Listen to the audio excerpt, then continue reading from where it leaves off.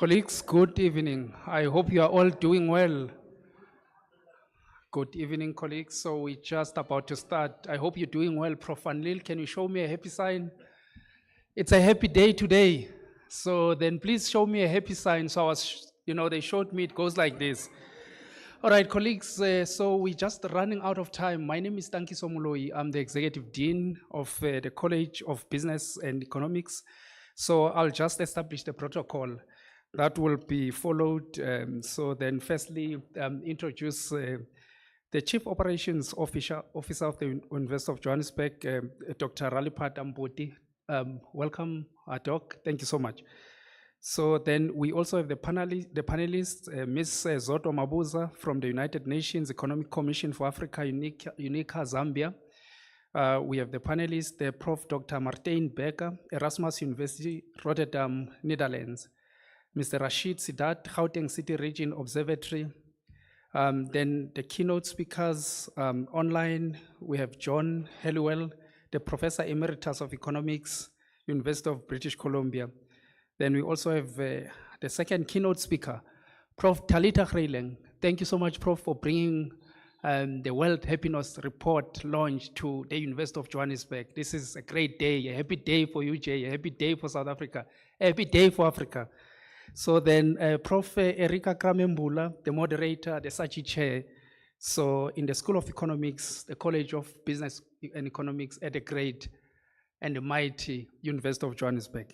Dr. Martijn Hendricks, Erasmus, University of Rotterdam, Netherlands, you are welcome to South Africa. Thank you for being our visiting professor in the College of Business and Economics. Dr. Kelsey O'Connor of the National Institute of Statistics and Economic Studies in Luxembourg, the World Happiness Report contributor. So you're welcome to the University of Johannesburg. We're happy to have you here. So colleagues, I'll be inviting Dr. Ralipat Amboti, our Chief Operations Officer, to introduce the University of Johannesburg and the session. Doc, over to you. Thank you.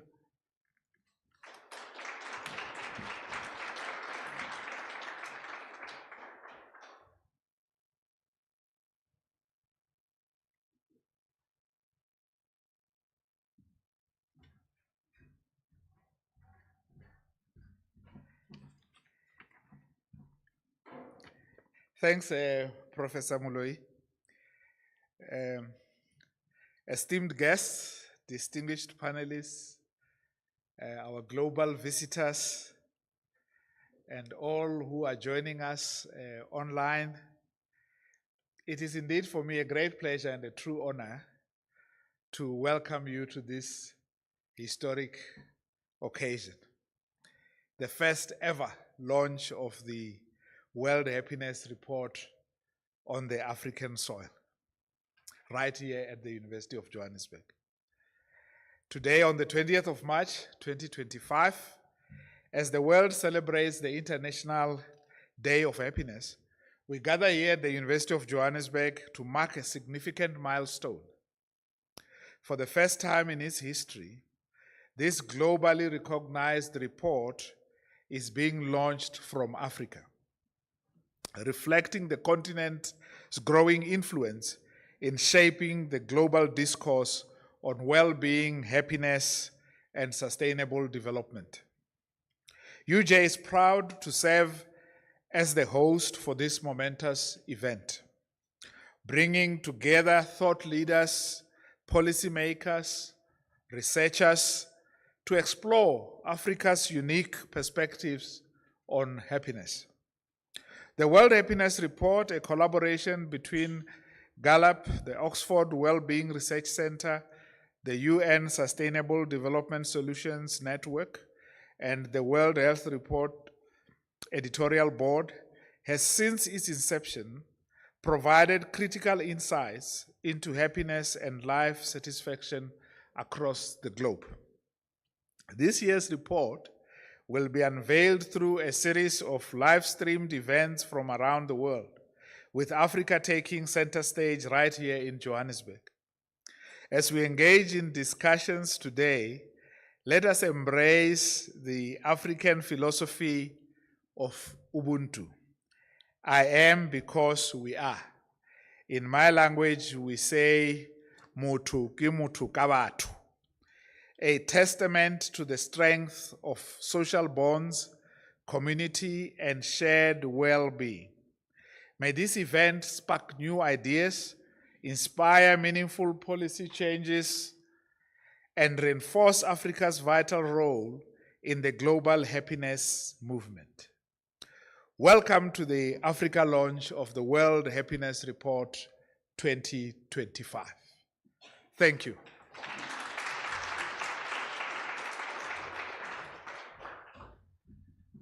Thank you so much, Dr. Mputi. So we appreciate your welcoming remarks. So colleagues, if I can also introduce Dr. Hussein Kuvadia, the Vice Dean Global Engagement, Professor Thea Tselepis, the Vice Dean in the College of Business and Economics, Teaching and Learning, Prof. Inaunye Eita, the Director of the School of Economics at the CBE, Professor Daniel van Lille, the former Dean of the College of Business and Economics. Can I check if Prof. Helliwell is already online? Well done. Prof, good afternoon, and it's in the afternoon in South Africa. So then, colleagues, I'm introducing Prof. John Helliwell, who's a Professor Emeritus of Economics at the University of British Columbia, the Senior Fellow of the Canadian Institute for Advanced Research, CIFA, and the Co-Director of the CIFA Program on Social Interaction, Identity and Wellbeing. His research focus is well-being economics and measures, subjective well-being from around the world to help understand what makes lives better, with special attention to social factors. He's also a board director of International Positive Psychology Association and the editor of the World Happiness Report. Prof, we're looking forward to cross over to you so to review the 2025 World Happiness Report findings. So we're crossing over, Prof, to you. Thank you so much. Thank you. Am I visible? You are visible and you are audible. It remains to be seen whether I'm credible. No, audible, Prof. But also you are credible. We'll hope for the best. Thank you. I will share my screen now. Thank you, Prof.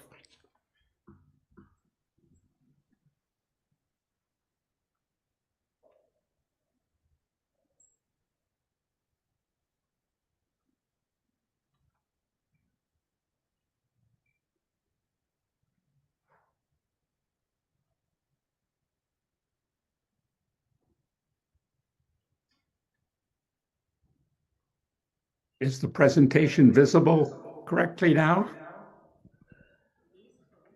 Yes, yes, Prof, we can see it. We can see it. We can also hear you. Am I still visible? Yes, you are. That's perfect. Thank you.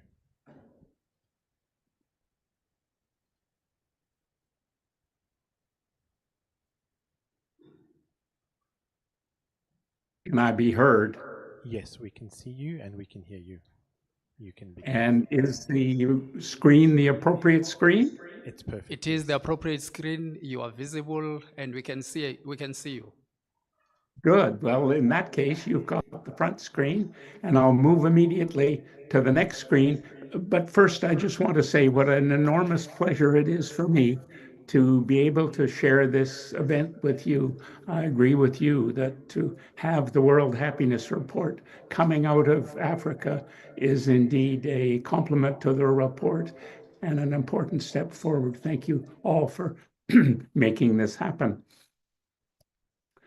The theme this year is caring and sharing. And I'm going to give you, first of all, the material in the chapter I'm most responsible for, and then I'll take you briefly through the other chapters as quickly as I can. Here are the overall rankings. You can get this from the report, and this shows not only it's the top 20 and the bottom 20, but it shows that with those ranges there, what the average levels of life evaluation are from the very top of about 7.7 to the very bottom in Afghanistan, which shares the fact of a world that's getting worse and worse for people there.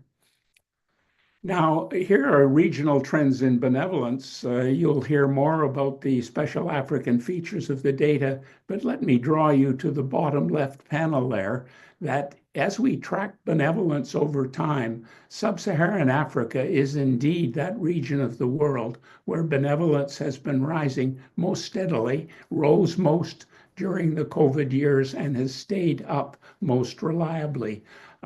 So that's all very good news. We're proud of, in the world as a whole, to have that benevolence showing itself in Africa, where the most dominant form is indeed the helping of strangers, which is the most important form. Now I'm turning immediately to some of the detail of the report. One of the things we have specialized in and looked at carefully this year is the evidence on the dropping of wallets. And I'm going to get back to some detail on this later on, but we found from a Lloyd's Register Foundation risk poll that asked people how likely their wallet was to be returned in the same scale as they were asked about future harm from mental health, future harm from violent crime.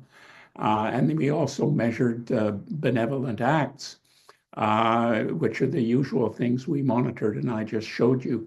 But note here that these are the effects on happiness. And the effects on happiness of believing you're in a kind environment are way greater than the effects of current unemployment or expected harm from mental health or violent crime. That's a dramatic way of showing that kindness counts. Here is inequality. It's a thing we keep track of all the time, and you'll see there's been a big increase globally in well-being inequality within countries. The actual inequality across countries, that's the red line, in fact, has been pretty constant. So the world is not converging, but nor is it diverging the way that well-being levels are within many individual countries. An extra twist we had is to say, what are the effects of benevolence and kindness on bad things happen? How do they affect the inequality of well-being? And the answer is people who believe they are living in a society where other people are fair and helpful are much less affected by unemployment, bad family circumstances, low health in an area, in a group that's discriminated against or feeling unsafe after dark. Thus, to live in a kind society is also to live in a society where there's more equality in the distribution of well-being. And we also find important things. People are fair and helpful, very important, and even more important than trust in the police and other traditional forms of social capital. All are important, as you can see, and believing in the kindness of others, especially so. Now, getting back to the wallet question, we find that when we look across countries, two things we get from these wallet data. First of all, we know from our survey data that people are much happier living or thinking their wallets will be returned. The question then is that skeptics ask, how do we know that they're actually right about these perceptions? And we learn two things about these perceptions through the dropping of actual wallets. One is that these people do know, in a sense, that the countries where wallet return is highest are also the countries where people expect it to be highest. But if you look at the difference between the purple bars and the yellow bars, you'll see that all over the world, and these are the Nordic and non-Nordic countries from a group of 40 countries where actual wallets were dropped, and we also have the data for perceptions, that there's a huge difference between the actual and the expected returns. The next slide shows that from a variety of sources, we've got individual wallet dropping experiments within the USA at the right and within Canada and the left, and two by Reader's Digest and one by Science. They all show that everywhere all over the world, people are too pessimistic about the kindness of others. So to actually tell this story and believe it changes the way in which people think of their neighbors. This way they are then much more likely to treat a stranger as a friend they haven't met yet. Now I'm going to go through very briefly, because I've been asked to be short so we can have more question and answer time. That was the substance of chapter 2. We then find in a special survey this year and a chapter devoted to it that people are much happier when they share meals with each other. And so number of shared meals rises until all your meals are shared, in which case you never get out and it drops off at the right-hand end. But until that point, the more sharing of meals, the better. Then we have another chapter this year. It's a wonderfully diverse report this year. We have invited a lot of proposals and have a wide range of chapters with a variety of perspectives and a really high quality of authors we have managed to attract. This is a chapter by a Latin American team where they use both European data and Latin American data, and they're showing one aspect of the importance of the family. And this is actually this household size and looking at the average happiness by household size. And they find both in Europe and in Latin America that to live alone is much the worst thing to do. And in fact, larger families are families of happier people up until at least 4 or 5. At some stage, perhaps enough is enough. This is a chapter that came out of California where they're looking at young people. They're showing a decline of young people in having someone to report on. It's not a very big decline, you'll notice, but what they're emphasizing is that it's actually possible, especially in these early years, time away from home as the students they look at are going through, that in fact, simply by telling people the possibilities that other people are kind actually makes people kinder as well as making them happier. So these are controlled experiments proving what I've been alleging to you, that in fact, to believe in the kindness of others actually improves your happiness, makes you more likely to be kind, and improves the happiness of others. There is also a chapter, and Kelsey O'Connor's been an important contributor to that chapter, showing that where countries increase the frequency of benevolent acts, they find they're also likely to have fewer deaths of despair. We emphasize in the report that the creation of the positives is much more important than eliminating negatives, but eliminating negatives remains one of the things that we, of course, expect to find from a kinder world. Then this is harder to see on your screen, but the chapter coming out of a French team is showing that within Europe, when people are unhappy, they move to extremes in their political views. But if they're high trust people, then they're more likely to have views that are on the left side of extreme, while if they're untrusting, they move to the right. Finally, we have a chapter that reviews the quality of institutions set up to deliver charities. It's just a first look at it, saying, actually, once we're looking at giving, we want to be able to assess those. I have now used the allotted time for my initial presentation, so I turn it back to you once again, saying what a great pleasure it is for me to be able to join you here today. I must say I've learned something today. As a marathoner and an ultra marathoner, so we always grab and run, grab, eat and run. So now I didn't know that sharing a meal, Prof. Daniel, is so important. Am I Because still? we always grab and run and eat. Thank you, Prof. Thank you for sharing that with us. So, ladies and gentlemen, so we also acknowledge the presence of the former Vice Dean of the College of Business and Economics, Professor Sivan Chetty. Prof. You're welcomed. Now, ladies and gentlemen, with songs, in Afrikaans they say "enflates," so then you clap, showing happiness for Prof. Talita Greyling. So they showed me you go like this. Professor Talita Greyling is a professor in the School of Economics in the College of Business and Economics at the great University of Johannesburg in this beautiful country we call home, South Africa.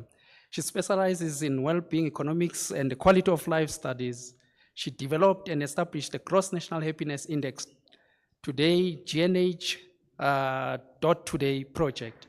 The project uses the 4IR methods and big data to construct real-time happiness and emotion data. Consequently, the GNH.today project partnered with the Auckland University of Technology. The project received the Vice Chancellor's Distinguished Award for Innovation and was accepted as official statistical data by Stats New Zealand. Prof. Talita is the author of numerous articles in both multidisciplinary and economics journals. She is the joint winner of the sought-after ISQOLS Research Fellow Award for Quality of Life Research. Once again, ladies and gentlemen, colleagues, with flags and hands, Prof. Talita Greyling.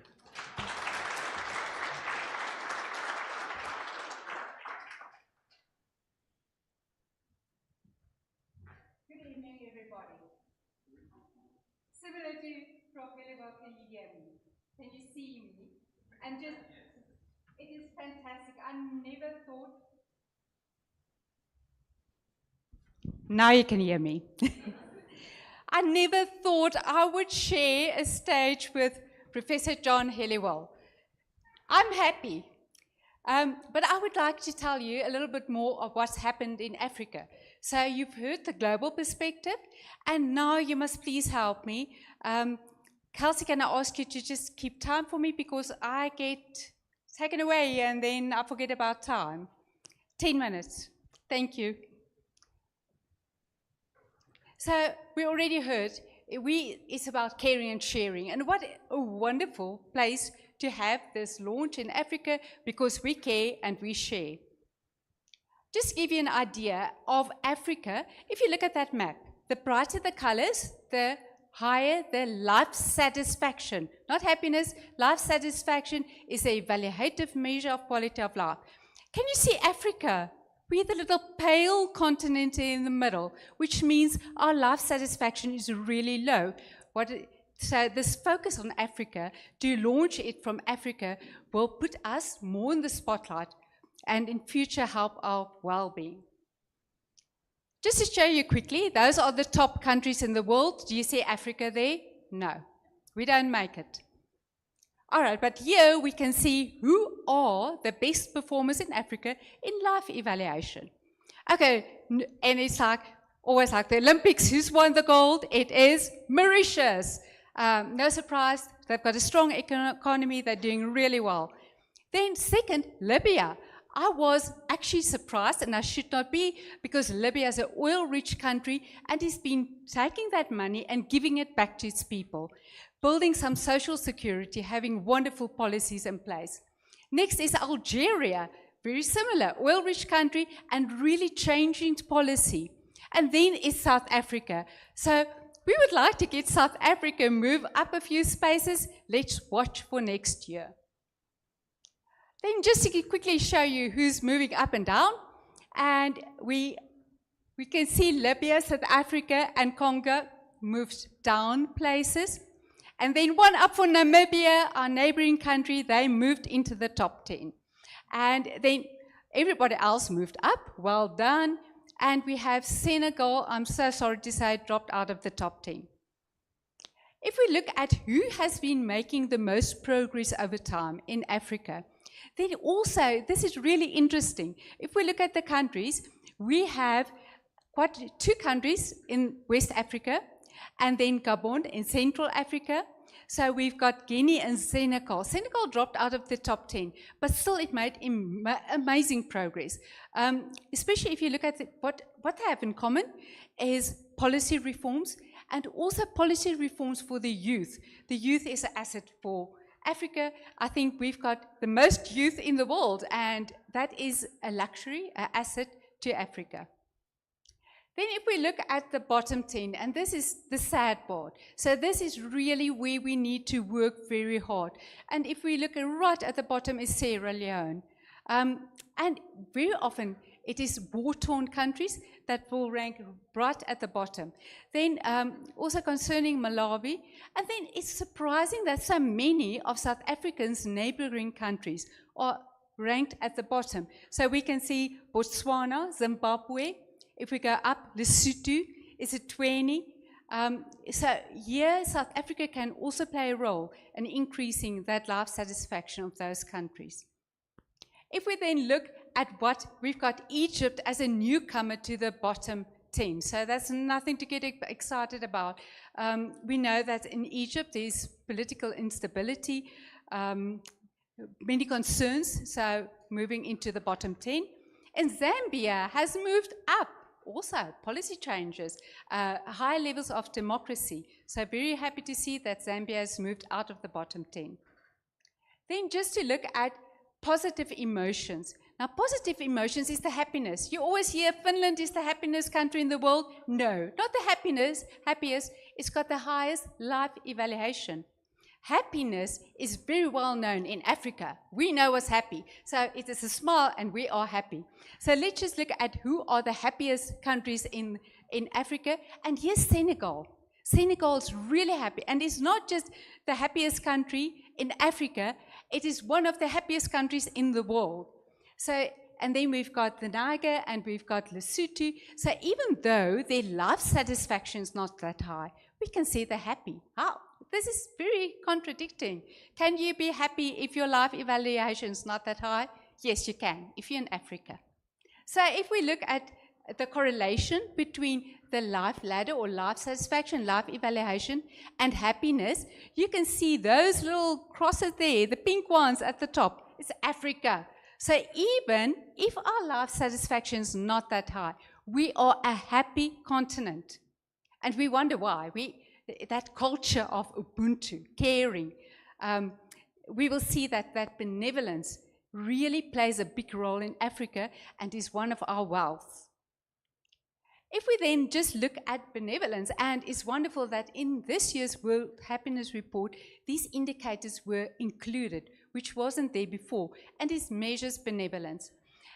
There's 3 of these indicators. The one is helping a stranger, the other one is donating time, and the other volunteering time and donating money. Now, if you look at Africa, yeah, we are shining. We are the best performer if it's about helping a stranger. So I have seen so many television programs lately with people traveling through Africa, and the one thing they always comment on is everybody is friendly and willing to help. So we're very proud of Africa. We're comparing it to Europe there, and you can see that we outperform them in almost everything, except donating money, because Africa don't have that type of money. So we are doing really well, and once again, if you look at the Nordic countries, that part of Europe, they're not there. Then just to show you again a correlation between your life evaluation and then again between looking at helping a stranger, the strongest measure of benevolence in Africa. And you can see once again, you don't have to have the best quality of life to be able to help a stranger. And this is what happens in Africa. It's once again that Ubuntu, caring about people, which is really important in well-being. And this is just to show you, where did Africa show some growth in the indicators? Where have we performed better over time? And we can see, helping a stranger, obviously we are still doing better and growing more than the rest of the world. Then freedom to make choices has improved over time. Happiness has improved over time. If we look at the life ladder, it is really sad, but it actually has decreased. And then we have health also decreased, which is not good. Perception of corruption decrease is the one. And then just lastly, we know that we can measure, we need to measure something to be able to manage it. So we have Gallup, which gives us data, which is fantastic. They are the only company that can actually give us data on well-being for all countries of the world. But if we lack data, we need it. So here's another option, is to use big data, AI, to create data. And that's exactly what we've been doing at the University of Johannesburg with the GNH.Today project, creating data so that we can measure well-being and then improve it in the future. So this is the project of proudly University of Johannesburg, South Africa and Africa, and we believe we can actually continue to increase data availability to manage well-being. And thank you again for the World Happiness Report, so that we could have launched in Africa. We are very thankful for that, and we believe the focus will now move to Africa. Thank you again.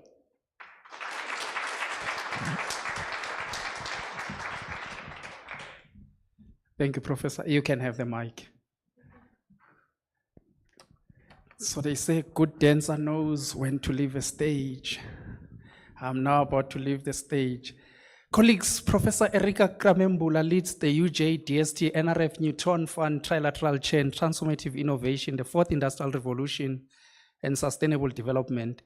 She's a professor of economics in the School of Economics, in the Mighty College of Business and Economics, and the Great University of Johannesburg.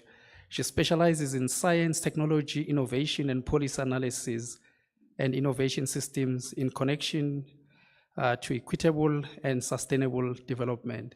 As you welcome Professor Erika Kramembula. Professor.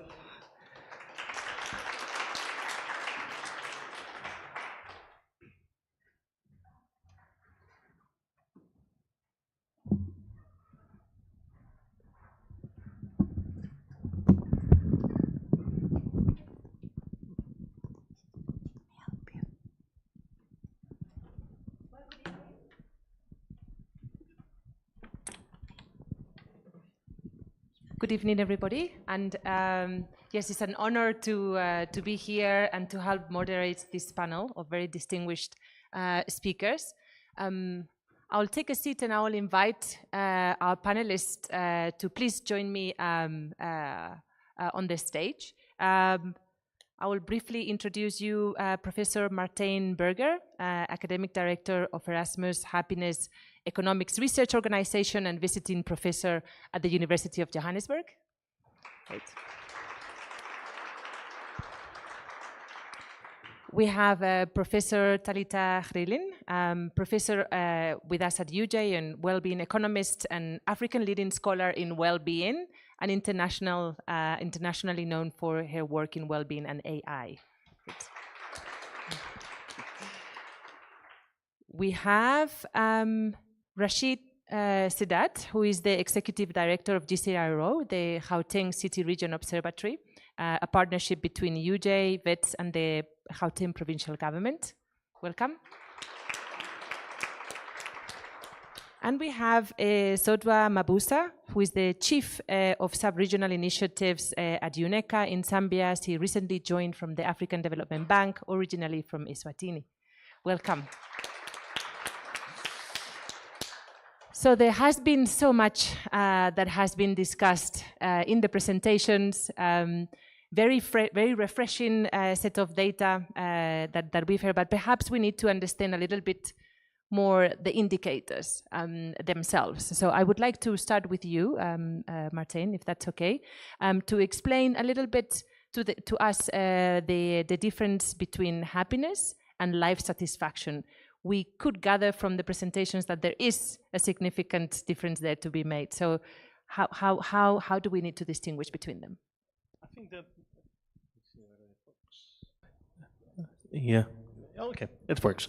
I think that if we talk about well-being, that we should take in first that we have as a human being two ways to assess whether we are doing well or not. So we can compare our current life with the best possible life we can imagine. We can also compare to the worst possible life that we can have in mind.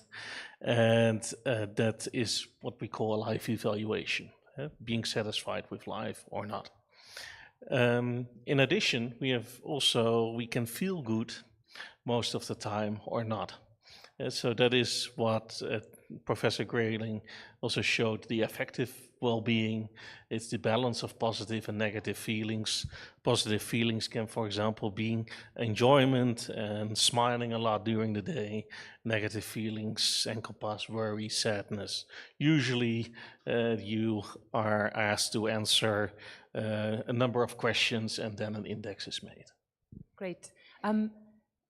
Perhaps if I can follow up with you, Prof. Greyling, on that, because you mentioned that, I mean, there's a big social aspect, pro-social behavior, as Prof. Berger just explained, that takes quite a lot of weight within how we measure happiness. You mentioned Ubuntu in your presentation, and it seems that those pro-social behaviors are very dominant in the African continent, and perhaps is a big explanatory part of how we're doing in terms of happiness levels. How is that important in life evaluation, and how important it is compared to other indicators of If the we life think evaluation? of social relationships, and my husband is here, so I know that it makes me really happy if we are friendly and we move out of the house and we are both friendly. So social capital is very, very important to your well-being. It is as important as money. So one of the other indicators is money, but it is just as important, especially if you already met your basic needs, or as important as health. So social capital really plays a very big role in your well-being. Okay, excellent. And so Ubuntu has a big part of, we explained this pro-social behavior in the light of Ubuntu. Well, the one thing about Ubuntu is it's about community, we care. And in Africa, there is still this community. People still eat together, they still share food. They have time for one another. And this is something that we lack in developed world. So that feeling of Ubuntu, really caring about your community, being able to help a stranger, those things is something that we can teach the rest of the world. Maybe they had it many years ago, but they lost a lot of it along the way. Excellent. I would like to turn over to Sodwa Mabuza. You have a vast experience in Africa, and we often talk about the African young youth dividend, right? Our young population is how we're looking into the future, and is what distinct our region from other regions in the world where they are dealing primarily with aging populations. Now, how do these concepts of Ubuntu, pro-social behavior, and so on reflect in our African youth? Okay. Young people in Africa, I would say, we always say they're the future, but the question is, are we giving them the opportunities? I'll start by saying, if you look at the rankings, you've mentioned countries like Senegal that have improved. What does that mean about the youth of that country? I think there is hope for them. And we are seeing a lot of these collaboration among young people from Southern Africa to North Africa. You are seeing a lot of collaboration in music. You see South African music artists collaborating with young Nigerians in the spirit of Ubuntu. So I would say we are seeing some positive developments around young people. And perhaps one can link it to some of the developments like the African Continental Free Trade Area, which sort of like connects them. And this whole thing about connectivity, that we are living in a global village, I think it is giving hope to young people in Africa. That's fascinating that we are, when I saw the indicators, it was primarily measured as to the connections that are happening within families, how people eat together, within communities, but you're also saying that this connectivity also has to do, we have to look at it across countries as well. So regional integration may actually play a role in how we look into the future of these indicators. That's fascinating. I would like to ask perhaps Rashid, your organization is very involved in collecting indicators. We're talking at the regional level now. We're talking about connecting, connectivity at the regional level, Pan-African level. We're also talking about what is happening in countries, in the rankings. We're talking about what is happening in communities. Seems like it's quite important to take some of these measurements at the local level, what is happening on the ground. And your quality of life survey, that's precisely that. How do you see the similarities and the complementarities between the quality of life survey that you conduct at GCRO and the indicators that we're seeing here today? Thanks, Erica, and good evening, everyone. Let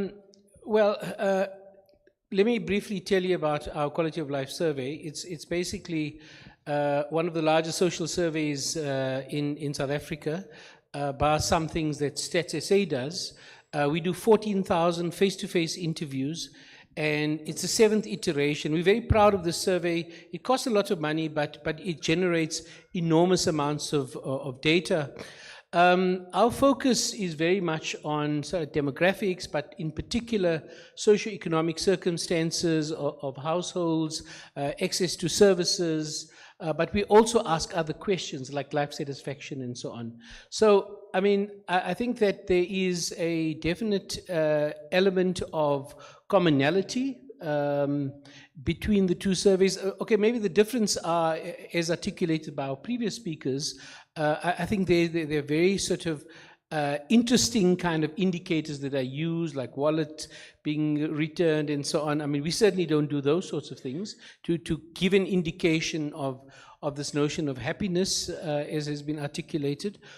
But we do ask questions on satisfaction and social satisfaction, basically talking about social capital and social cohesion type of questions, and I think there is that kind of commonality. I think what we did see. Let me just say what's interesting was that during COVID. There was, and we did the survey during the COVID period, we actually saw an increase in social capital. And in fact, in the next survey, which is the current one that we're doing, we've actually seen a bit of a decline.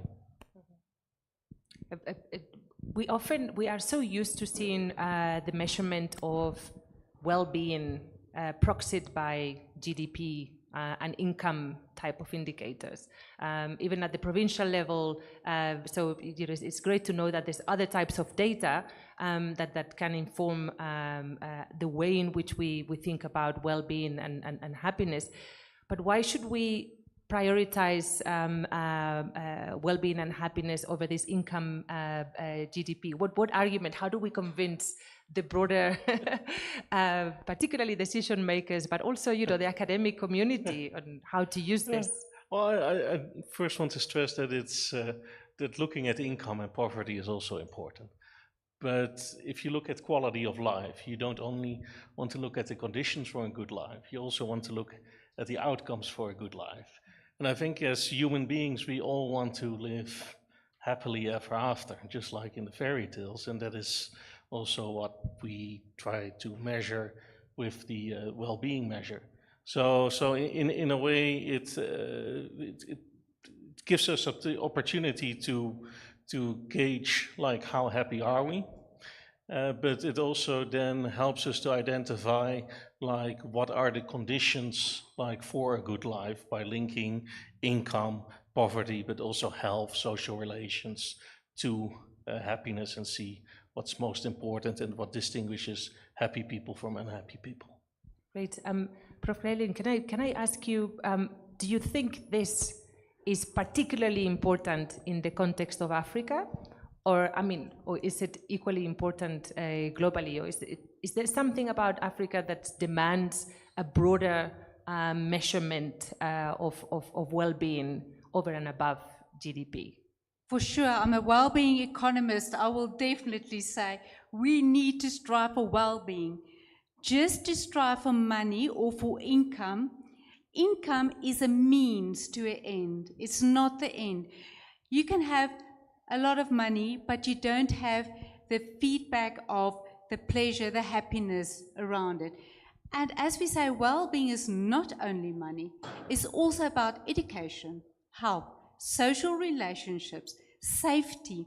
So the concept of well-being, that we strive for well-being, is a much broader idea of than just a means of income. So definitely for Africa, we want well-being to increase, not only money.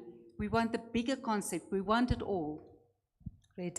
Let me follow up with Mrs. Mabuse. I think I need to ask, because when we think about well-being and when we think about broader ways of understanding it, my mind immediately goes to the SDGs, right? We have this set of indicators, of goals rather, that we've set up and agreed to globally, and the UN has been promoting the SDGs, and obviously there's an element of well-being in there to citizens of the world. So how is Africa doing in some of the key SDGs, and how do we relate this to well-being and the discussion we're having today? I'm happy you've raised that, because when I was reading the report, I realized that it sort of discounts the monetary aspects of it, but it informs a lot on the life evaluation. I can imagine if somebody were to ask me if I were to take part in the survey, I'll definitely think of unemployment, I'll think of insecurity, I'll think of hunger, I'll think of poverty, all what the UN is trying to address. So for me, these are very important.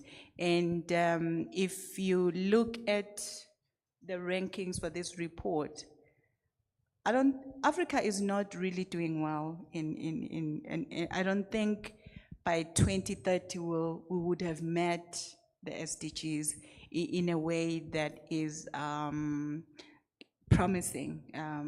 So I would say some countries are showing some positive progress, especially when it comes to education, maybe health. But I think with a lot of what is happening now, the wars, instability, and maybe the decisions to cut aid by the US government is going to affect Africa in terms of achieving some of the SDGs. So this whole notion of caring and sharing, I think is aptly in the context of Africa. And we have it, as Prof. Talita is saying, in Africa we share meals, and from a religious point of view, we call it fellowship, where we come together, we eat, and we are increasingly, because of the economic situation, we're seeing more and more families resorting to living together, which enhances happiness. But obviously, if then it's 10 family members in a two-bedroom house, it may not add to happiness. So I would say it's a mixed bag in terms of the attainment of SDGs among African countries.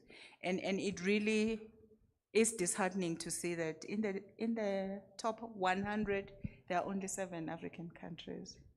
So it means we still have a lot to do, and I would say if we can balance in terms of ensuring that we meet SDGs, we will see more improvements in happiness and well-being. Great.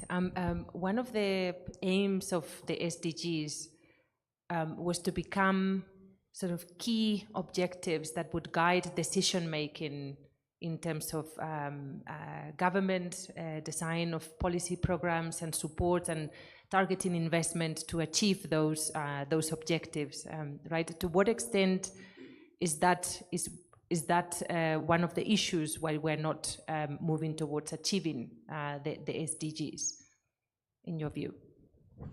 Well, I think it has to do mainly with policy reforms. We do have the targets. I would say most African governments, but you have issues around debt. You have issues around political instability, which then means all those objectives or goals that were set at the international level cannot be met. But there is that intention, because if you consider what is happening within the African continent, especially on the integration aspect, there's that realization that Africa presents a huge opportunity, but historically we've been trading with other regions than among ourselves and trading in commodities. So this drive on industrialization, probably we'll see Africa trading among itself as opposed to, trading in commodities and then having external shocks in terms of currency fluctuations, but also changing in multilateralism, the development of tariffs. So if we were to work together as a continent, we can achieve the policy objectives. That speaks a little bit, I think, about the importance of the evidence policy nexus, the extent to which the data that we have is able to inform decision making. You gave us a picture of how does that look like at the Pan-African regional level? How does that look like at the level of the province, for instance, in relation to the indicators that you collect in the quality of life? So, I should start by saying that actually we have a very unique partnership between provincial government in South Africa, WITS, UJ, and organized local government. So we sit at a very sort of kind of interesting juncture between the academy, which is supposed to provide evidence and data and so on, and government, which actually has to implement policy. And what we found is that in the 7th iterations of our quality of life survey, in fact, things have gotten worse. And we had our launch last year in October, and we invited the Premier to come and speak. He was on the panel, much like this one. And we were very, I think, pleased that he wasn't defensive about the decline in satisfaction across services and government performance. So I think that's the first step, that politicians mustn't become defensive about what they see, number one. And number two, it needs to be integrated into planning and policy making. So we do that on a very conscious basis, so that we can point out what is the evidence, make recommendations where possible, and sometimes even do more detailed policy. So like right now, for example, we're working on the economic development plan for the Gauteng province, for example. So that's a much more extended way, but there are different, there's a spectrum of interventions that we can, not interventions, but sort of positions that we can put forward that will basically strengthen the evidence and policy nexus. Let me follow up on that with yourself, Prof. Greyling. You have become such an ambassador of this work, and I'm sure that you have ideas about how to improve the uptake and the use, or whether you have seen an improvement in the uptake and the use of this type of data, both in academia, by others. We often talk about interdisciplinarity and how important it is to collaborate across disciplines, to work with different social sciences, including economics. I'm thinking about my own work and how important it is to broaden the way in which we integrate this into our work. But ideas on how can the uptake of this in academia, but also in decision making, and perhaps even by NGOs or other organizations or stakeholders in society. Have you seen an improvement, or what are your views? Well, remember that we have to have a goal that we strive to. The Sustainable Development Goals is part of those goals. And the ultimate goal is to reach the well-being. But how do we know that we've reached the well-being or the level? We need the data. We need data to guide us, to tell us what progress we have made. We've just heard that if there's measures in place, we can say the quality of life decreased or it increased. And we can also see why. What went wrong? Was it service delivery? Was it a lack of electricity in South Africa? So once we know where the problem is, we can zoom in, we can get the policy in place, make the changes, and we can then strive to well-being. And that is where we would like to go. So have we seen a change in well-being? Have we seen a change with the data availability? Well, we can see some countries has progressed. For example, Senegal, there was progress and there was measures to show where we are going to. Otherwise, the policy interventions will not be there. But it's very important to have the data.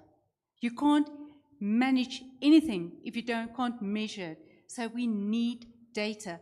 And in Africa, we've got a major lack of data. So we really need the data. And it's not that we say that we are statistical officers to collect not only the data on income, GDP, growth, we are asking them to collect data on quality of life measures, including life evaluation, happiness, because those are outcomes of policy. If we can't measure it, we never know if we're going to reach it. Mm-hmm. May I quickly follow up on that with you, because data collection is not an easy or a cheap exercise. And often there needs to be a clear sense on how it's going to be used, what is the value of that data, what would be your key recommendation to decision makers, funders that may be considering investing in collecting this type of data? And perhaps I would like to pose that to you. So, yeah, that's a two-part question. I mean, the first thing is that it's actually, I mean, in the way that we do it and have been doing it, is that, you know, we in our last survey, which was conducted in 2023-24, we went to 14,000 households, and we only had a 50% hit rate. In other words, our field workers went to 28,000 households in the whole of Gauteng, face-to-face for 45 minutes, interviews, asking 200 questions. Now, I know that sounds like I mean, most people think that's absolutely nuts. It has been done.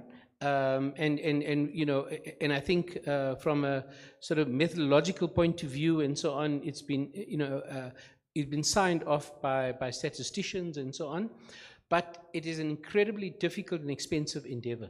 Okay, and we've been fortunate so far that our main funders, who happen to be the Gauteng Province, Wits University and UJ, have collectively come to the party to basically support us to do that. Of course, in the context of current sort of austerity, we know the budget is up in the air, the national budget is up in the air at the moment, so there are some worries about that, but it doesn't mean they're going to like pull the plug completely. But in fact, that's also in the context of telling the politicians the bad news. So we collect the data and we say, but actually, you know what, the last time around you haven't done well. That's exactly what happened in the most recent survey. So we have to be like cautious about how we do it, but it's I think we've been able to, and fortunately our politicians have not been defensive, and I think that has been a very important part of ensuring the taps are open as far as, I should say that we get in the order of 30 million rand a year, and we save up money every 2 to 3 years to run the survey. The last survey cost us 16 million rand. So that's what we're talking about. Great. So we have to invest in this kind of data for better decision making. I'm mindful of time, and I would like to get some inputs from the audience. I have a couple of more questions that I would like to pose, but I would like to also open it up for a few minutes. I believe we have about 10 minutes for questions and answers. So anybody that has a comment or a thought? Great, excellent. And if you don't mind to introduce yourself briefly when you ask the question.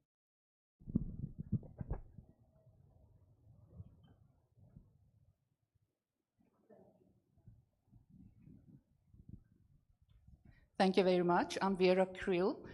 So my question is specifically Prof. Greyling. I think, and the context of the question is around 8th of March being International Women's Day.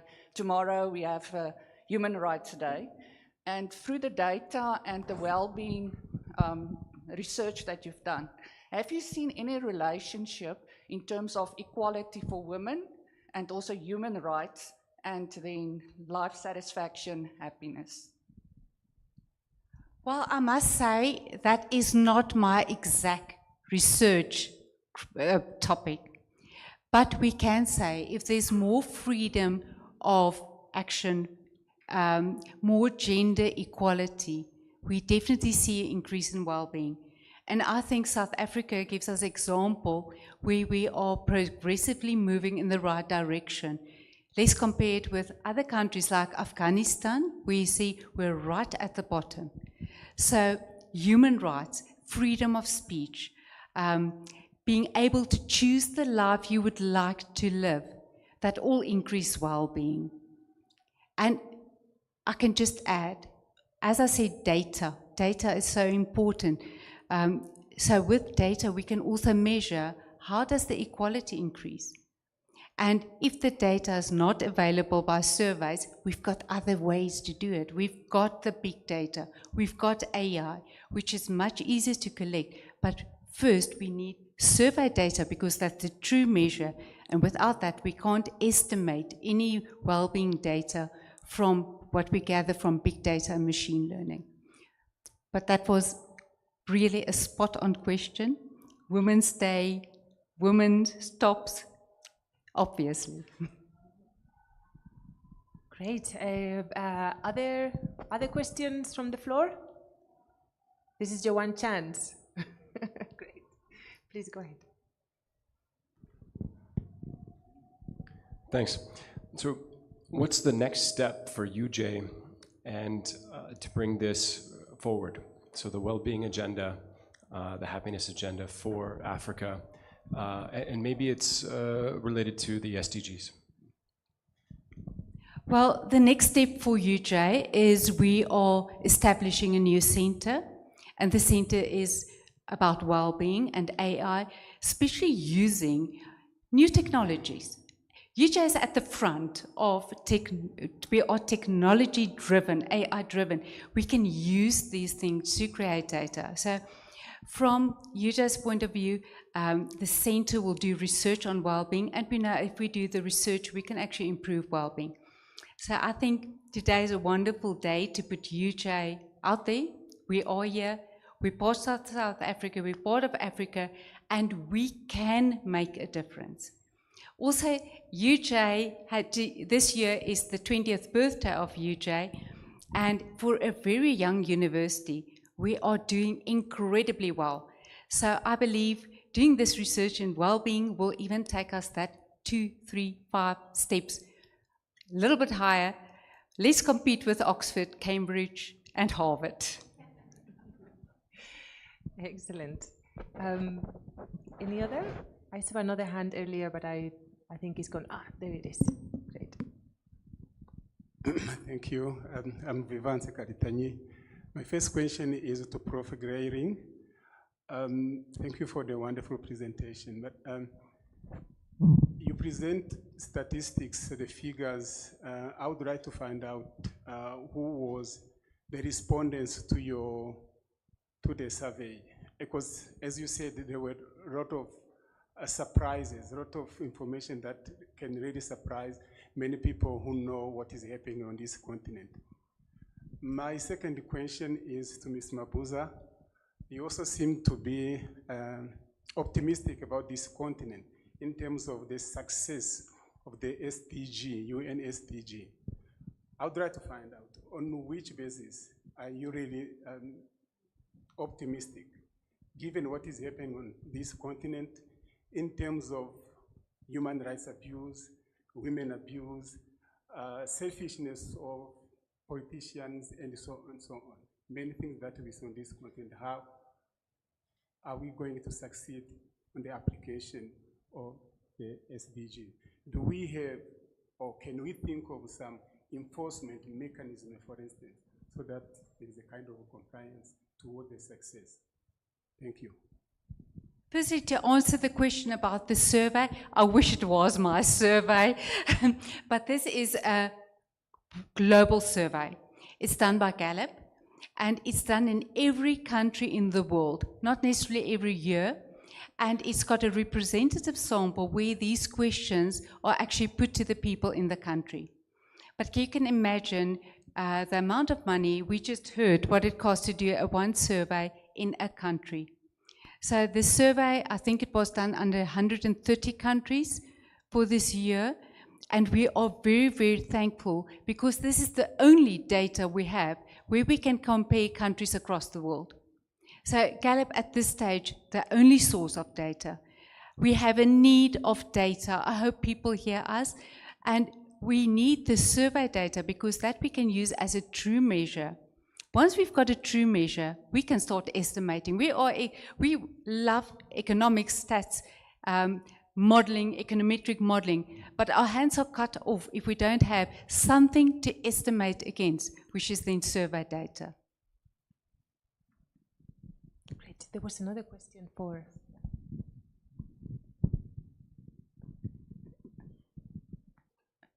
It's a very difficult question, but I would say to succeed in this development work that we're doing, you need a great deal of optimism. Not to minimize the challenges that the continent faces. You've mentioned mismanagement, human rights violation, all those are happening. But for me, I do have hope for the continent, and I'm placing my hope to young people, and I can see them here.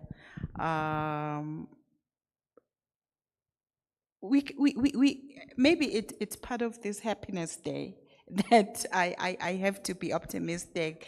But I do believe that if we were to address the issues that we are talking about, the issues of leadership, because where there are pockets of good governance, of leadership, you are seeing a lot of improvement. I mean, Mauritius, the leading country, it's because they realize that they have to survive, which is why when we talk about regional integration, you don't have to convince Mauritius. Even before these AFTAs came, the WTO, they were already open because they realized that they can't survive on their own. That's the leadership. But also, if you realize that you need to invest in education, which is what they've done. I mean, Botswana next door, they're starting to reap benefits of education. Look how young the cabinet is, how educated they are. And that's where my optimism comes from. Senegal, you have a young leadership.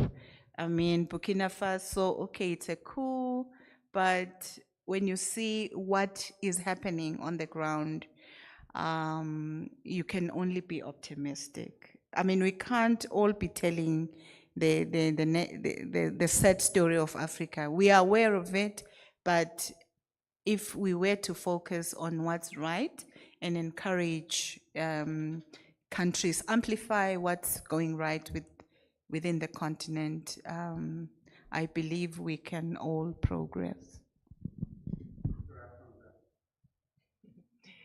Excellent. We have one hand here. Erica, I've got no idea to whom I should address this question, but I'll leave it to your graces. Talita, you said that you referred to the importance to translate data into a sensible strategy. And I think especially in the geopolitics that we kind of now experience, this is so true. There's a difference between strategy and sensible strategy. And the key thing that you've mentioned continuously is the importance of having massive data sets in order to make sense of everything, to see where the hierarchical imperatives are, for that matter. So we've heard about the report that you are presenting tonight here in our continent. We've heard about 14,000 interviews after a 50% hit rate.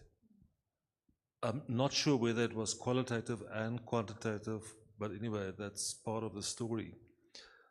We've heard about the Sustainable Development Goals. We hear day and night about university rankings based on research on the Sustainable Development Goals. And so I can continue. You mentioned Gallup as a major source, but surely that cannot be the only one. What about the World Health Organization? So how on earth do you bring all of this together? So it doesn't seem to me as though there's a shortage of data. It's mining the data that I'm concerned about. And then there are also AI issues.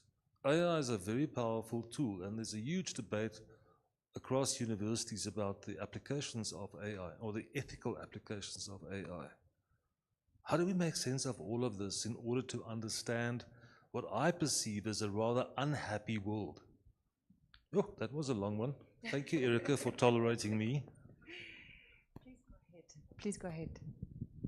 Oh, Martin.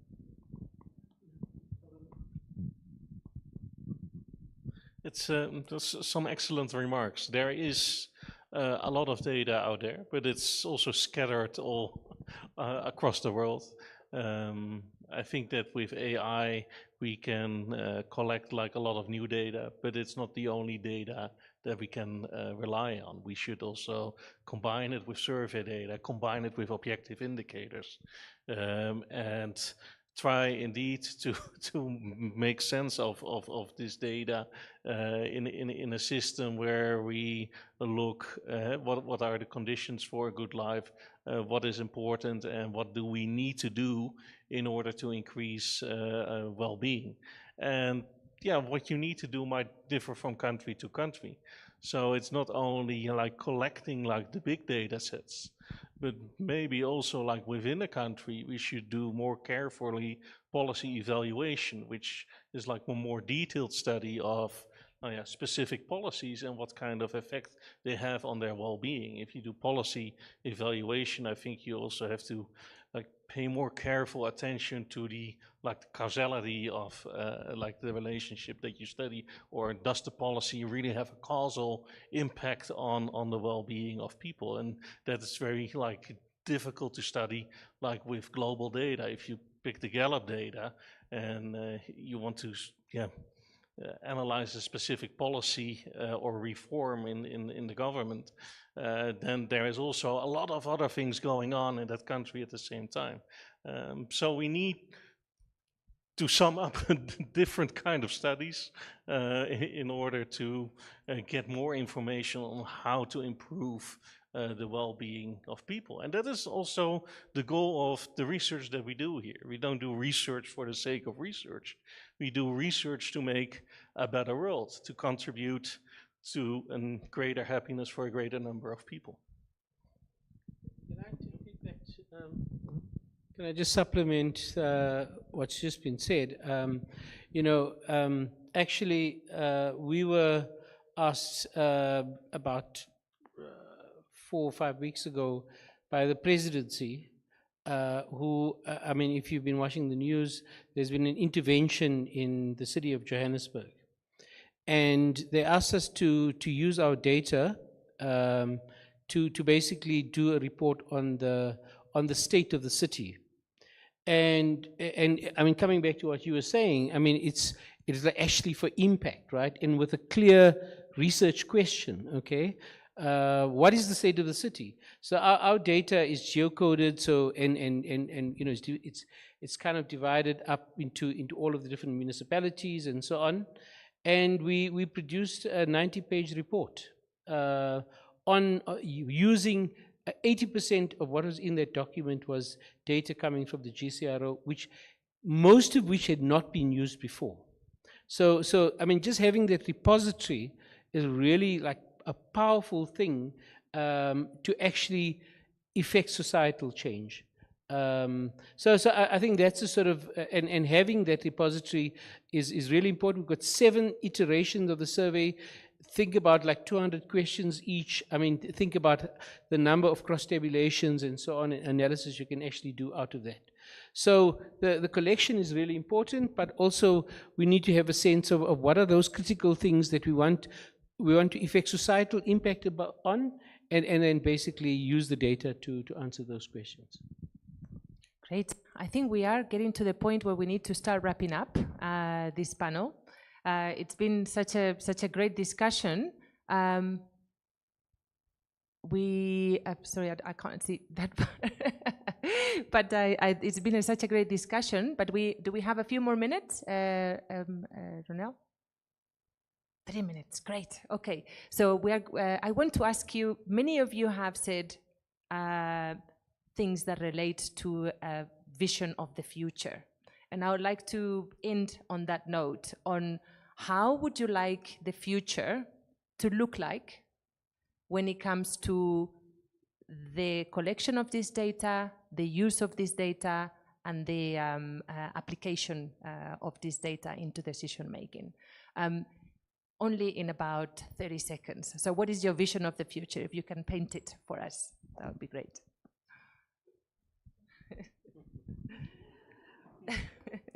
I'll think. That's the immediate future.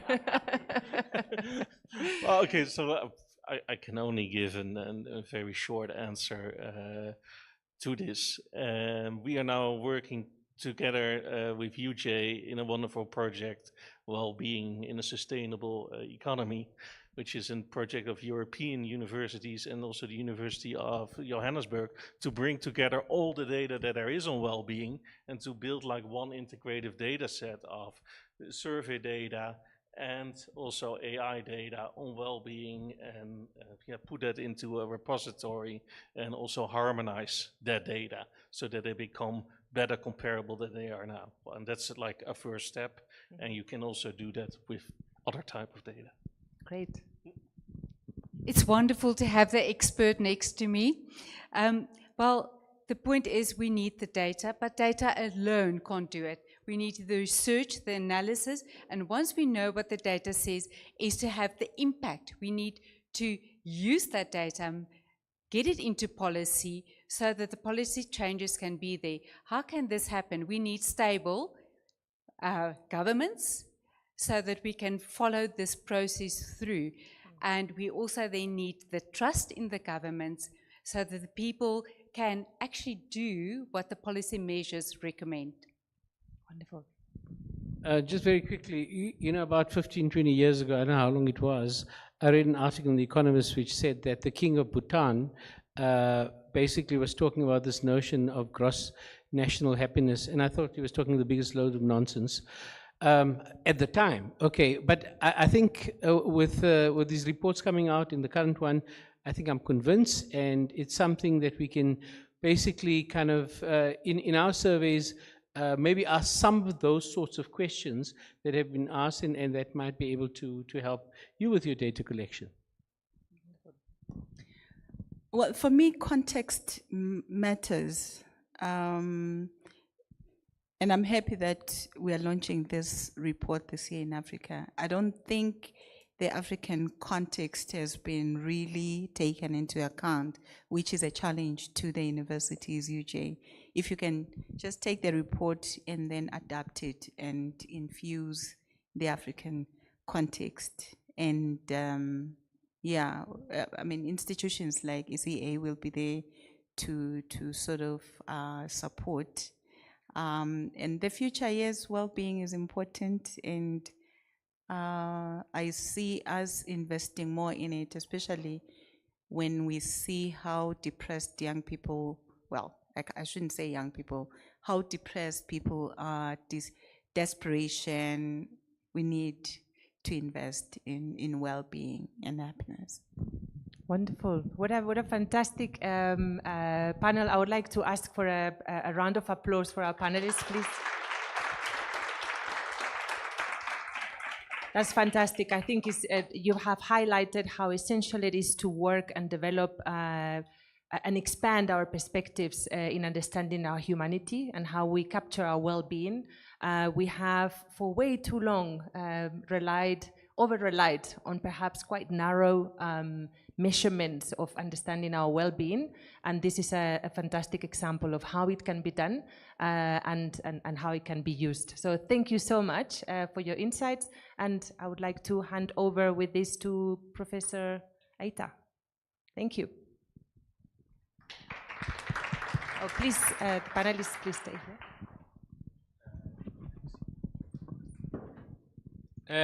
Thank you very much. I observe all protocols, and I think I was given this simple task to just close, and I think the reason why they did it is because they were worried that I was going to talk quite a lot due to excitement because it's the first time that this World Happiness Report, it is the first time that is being launched on the African continent, and specifically at the University of Johannesburg. And I must say that in all the presentations and the panel discussions, and you see, I was even told to use notes, to have notes so that I don't speak for a long time. I think we have learned from the first presentation, caring and sharing, and we also learn about the factors that determine happiness. I think some of the factors, among others, that can be cited, we have seen unemployment, trust in government, inequality, supporting others, sharing a meal. And I think specifically there was a presentation on the African continent delivered by our own Talita Greyling, that sharing and caring, and we were also able to see those countries that are at the top in Africa, and also those that are at the bottom. And we were also able to see, we have learned quite a lot, Ubuntu. And I think one of the things that we have learned from the panel discussion is that well-being and happiness goes beyond money. I think there was also a discussion on why do we need to be concerned about happiness instead of just looking at GDP. That, I think the discussion came out very well. And I think there was also an emphasis on SDGs, and that we need data in order to be able to do this modeling and analysis. And I think I was also told that I should actually not forget to say something about the School of Economics, where we consider ourselves or our vision to be the epicenter of critical intellectual inquiry in economic modeling and analysis, where we shape the future of economic modeling on the African continent. And this is achieved through our degrees, our bachelor's degrees, several specialized masters and PhD degrees that we offer. And more importantly, through the acquisition and retention of some of the best talents on the planet. We have them here. And I think one of the things, why am I saying this? I must say that we are a university that cares about our reputation. And as a School of Economics, normally when our reputation is reflected in rankings, we were celebrating when we see, among others, your Times Higher Education, where they say #1 in Africa. We celebrated, but we did not forget that we do not live for ranking. Whatever we do in terms of teaching and research, we want to make societal impact. And it is an event like this, launching of the World Happiness Report for the first time on the African continent, enable us to do our teaching and activities, research activities that have societal impact. That is what we stand for.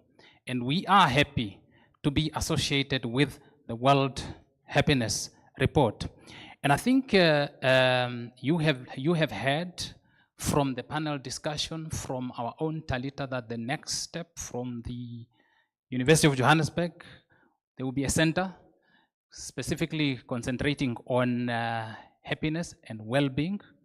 And that is an important step for the University of Johannesburg. And I think What I need to say is that to put an event like this, a big event like this, big and important, it takes effort and contributions of several individuals and institutions.